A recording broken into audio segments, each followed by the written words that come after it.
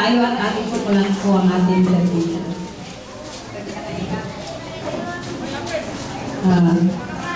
Bago tayo umpisa ay hinihiling kong tumayo pa tayo at samahan po ko sa panalangin.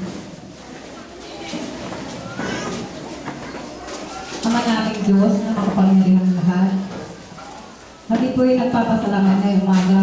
Ito o Diyos na kami tunda. Idinako mo sa bahay panambahang ito. Pagsama-sama po kami pagpuri sa iyong banal na pangalan ng Panginoon Jesus. Salamat po sa mga kapatiran ng dirito po upang makinig sa iyong mga salita o Diyos, maging gabay sa aming pang-araw-araw na buhay. Maraming salamat sa kalakasan o Diyos sa patulong na pinagkakaloob sa bawat isa. At aming dalangin ang umagang ito'y para sa iyo, Diyos.